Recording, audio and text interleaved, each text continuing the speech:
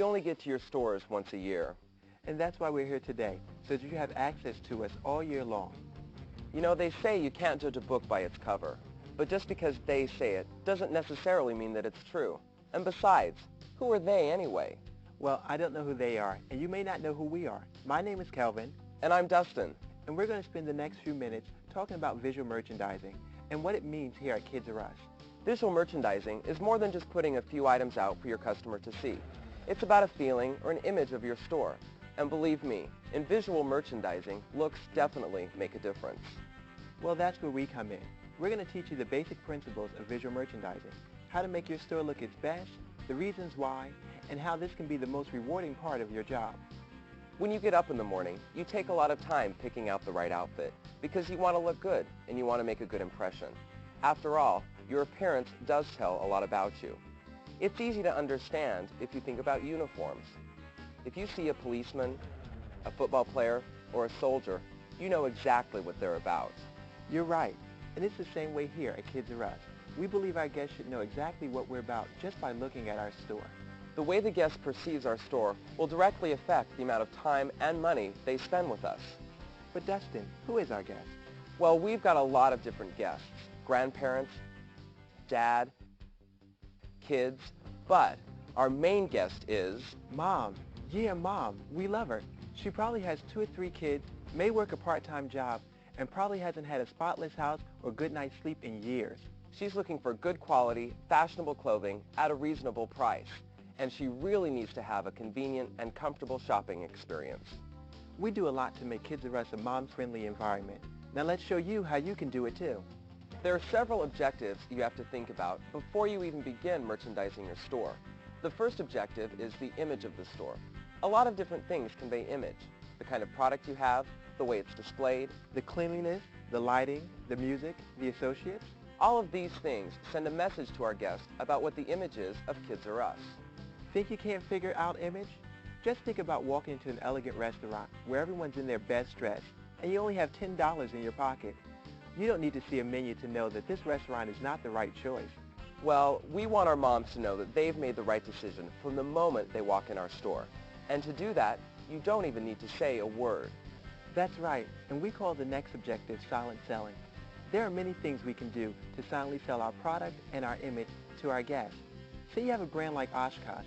Mom knows the name and she likes the quality of the clothing, but what she really likes is seeing all the items pulled together as a collection. We feature complete outfits at the top of our walls on our foam forms.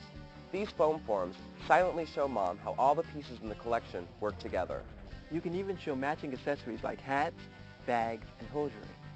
Another example of silent selling is signage. We have a lot of different signs here at Kids R Us, and making sure that you put the right sign in the right place will help increase sales and also help direct Mom where she needs to go. The last 2 objectives of visual merchandising are present the product in an interesting way and make the store an exciting place to shop. Well, Kelvin, what's interesting to Mom? She needs the fixtures to be neat and well organized, colors and sizes in order, items neatly folded and never overcrowded. She's probably got some clutter at home, so she appreciates the organization we give her when she shops. Also, we display related accessories with our groups so she can get what she wants and get going quickly. We also need to make the store an exciting place for Mom when she comes into Kids R Us. Mom gets excited when there's enough room around the fixtures to maneuver without knocking things over. Keeping on top of everything helps as well. Walk through your store and look for the little things, like straightening fixtures, folding and filling in missing inventory. Look at your store like Mom does. What would she like? There are 4 guidelines for wall presentation. They are balancing, colorizing, silhouetting, and pyramiding. See how the module is balanced? You can draw an imaginary line down the center of the module, and what is on the left is mirror imaged on the right. The next guideline is colorizing. Notice how the colors all work together, going from light to dark, left to right.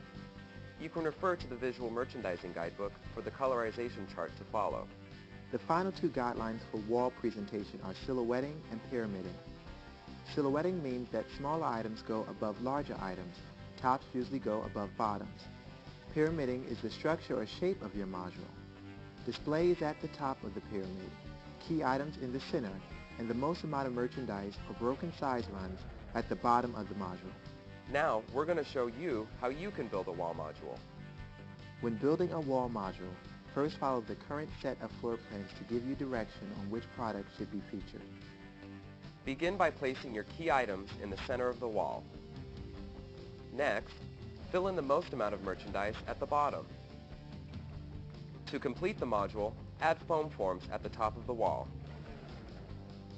If you follow these guidelines, you will create visually appealing wall modules. That means lots of sales and lots of satisfied guests. We hope this helps you understand what visual merchandising means here at Kids R Us. Thanks for watching.